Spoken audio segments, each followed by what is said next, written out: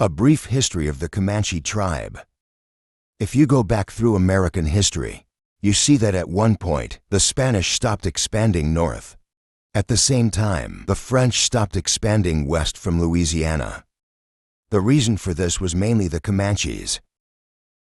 They were the reason for a 40-year wait before the U.S. government could develop the state of Texas or other plain states. The Comanches were originally a part of the Shoshone tribe, speaking the same language and living in the Great Basin region of the western United States as hunters and gatherers. Sometime during the late 17th century, the Comanches acquired horses, and that acquisition drastically altered their culture. The life of the tribe was revolutionized as they rapidly evolved into a mounted, well-equipped and powerful people. Their new mobility allowed them to leave their mountain home and their Shoshone neighbors and move on to the plains of eastern Colorado and western Kansas. After their arrival on the Great Plains, the Comanches began a southern migration. There they found a warmer climate, a lot of buffalo and Mustang horses, a perfect environment during the move. They traded with the French, especially for guns and ammunition. They also traded with the Wichita tribe on the Red River. There was also pressure from better armed tribes on their north and east, such as the Blackfoot and the Crow, a vast area of the South Plains, including much of North, Central, and West Texas, soon became Comanche country or Comanche. Only after their arrival on the southern plains did the tribe come to be known as Comanches, a name derived from the Ute word meaning enemy, or literally anyone who wants to fight me all the time. Although the tribe came to be known historically as Comanches, they called themselves Nemina, or the people. The Comanche were organized into autonomous bands. Bands were made of families. When a man married, he left his family and joined his wife's family. The buffalo was a crucial animal for the Comanche. Other than providing food, it was also used for clothing and shelter. However, it was the horse that defined the Comanche way of life. It gave them mobility to follow the buffalo herds and the advantage of hunting and conducting warfare from horseback. Horses also became a measure of Comanche wealth and a valuable trade commodity, as they were known traders. In horsemanship, the Comanche had no equals. Children learned to ride at an early age, and both men and women developed exceptional riding skills. Democratic principle was strongly implanted in Comanche political organization. Each band had both civil or peace chiefs and war chiefs, but traditionally, the head civil chief was most influential. Leaders gained their position as band members chose them by common consent. In the early 18th century, with the Comanches moving into Texas, they came into conflict with tribes already living on the South Plains, particularly the Apaches. The Comanches were victorious in the conflict, forcing the Apaches to move south.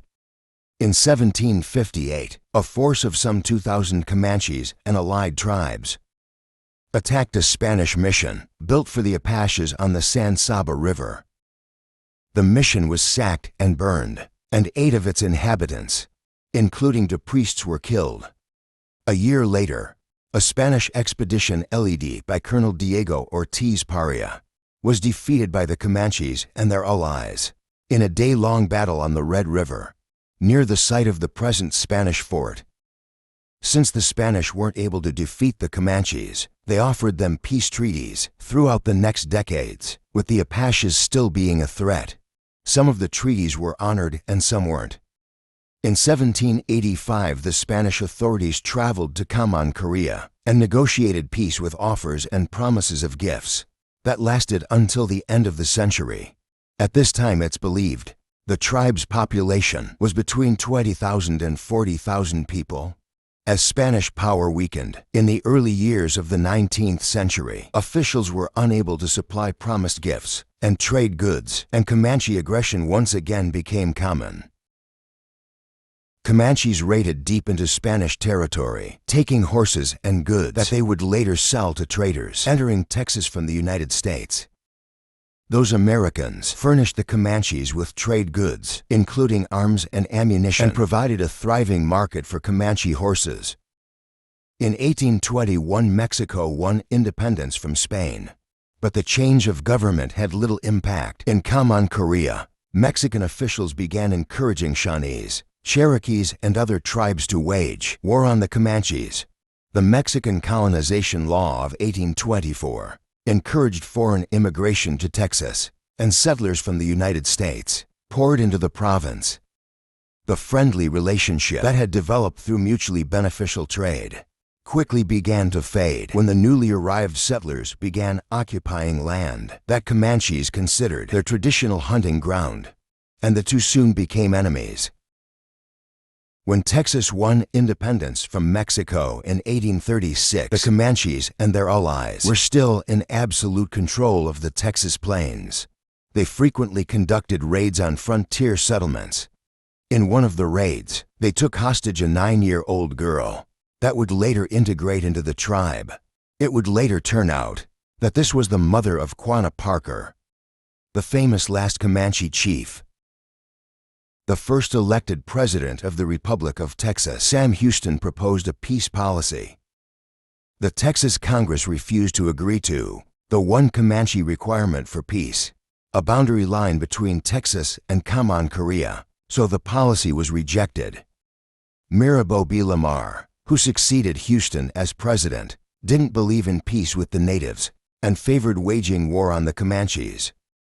This culminated in the Council House fight, a tragic incident that occurred in San Antonio in the spring of 1840 when Texas officials attempted to arrest a Comanche peace delegation. Fighting broke out and 35 Comanches, including 12 chiefs, were killed. The remaining 30 Comanches, primarily women and children, were imprisoned by the Texans. 7 Texans were also killed in the melee, and 8 were wounded as a response to this. A few months later, the Comanches launched a retaliatory raid.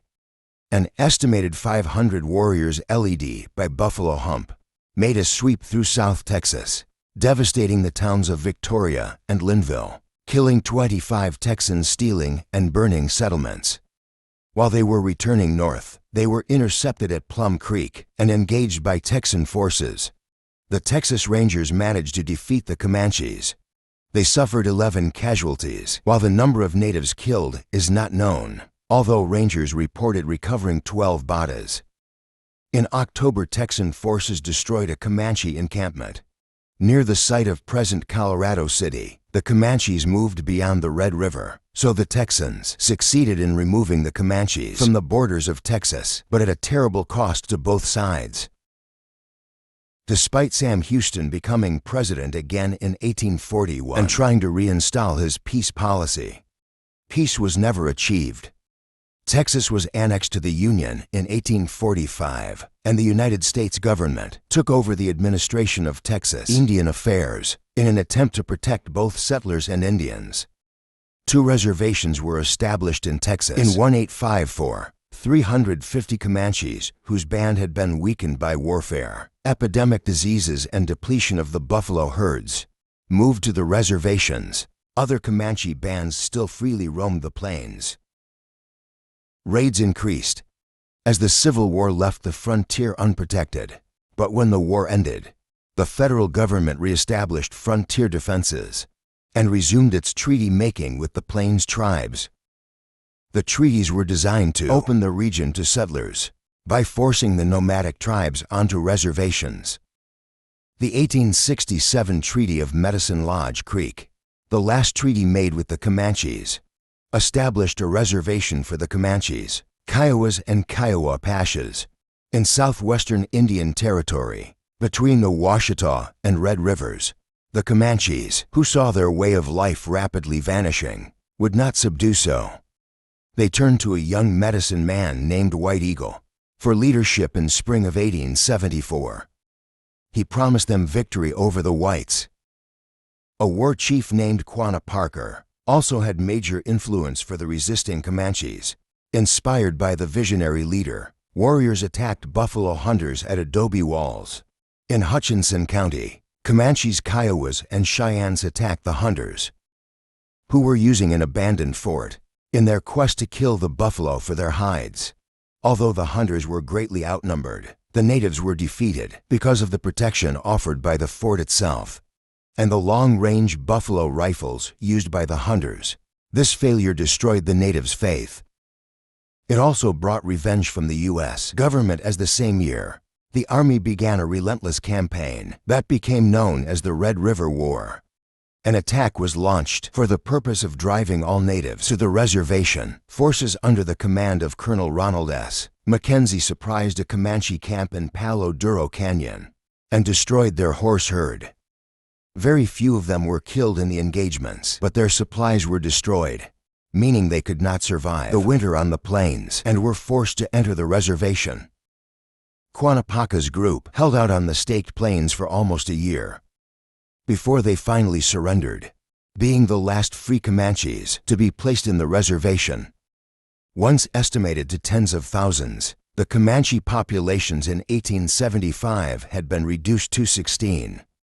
They were transported to the Fort Sill Reservation, which they shared with Kiowas and Apaches.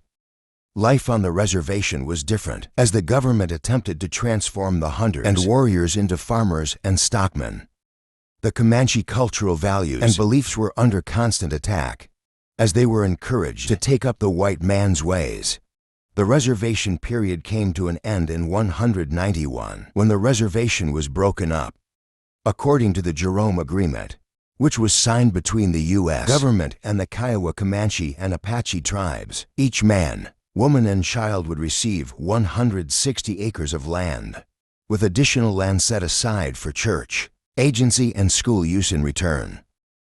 The natives gave up all their lands, with the exception of for tracts, which contained over 500,000 acres, or 862 square miles, and agreed to accept $2 million. For the relinquished land, Comanche leaders protested the allotment on multiple grounds, but the federal government upheld the agreement. Lands not allotted to the natives were thrown open to the public, and whites soon outnumbered natives on the former reservation. As the years passed, many Comanches began to disperse due to economic opportunity. Many left in search of jobs. Soon World War II came, and many of them joined military service and found jobs in the defense industry. Comanches were among the several tribes that contributed to the war effort by using their language as a code one. The Germans never broke. 17 Comanche code talkers worked on the task. In the 1960s, the Comanches, encouraged by a resurgence of native nationalism, began to work together to rebuild their society. They underwent important political changes as a result of that initiative, established their own tribal government, which operates near Lawton, Oklahoma. The Comanche Nation today has approximately 16,000 tribal members, with almost 8,000 living in southwest Oklahoma. Thank you for watching. If you liked the video, please consider subscribing and supporting the channel by becoming a patron.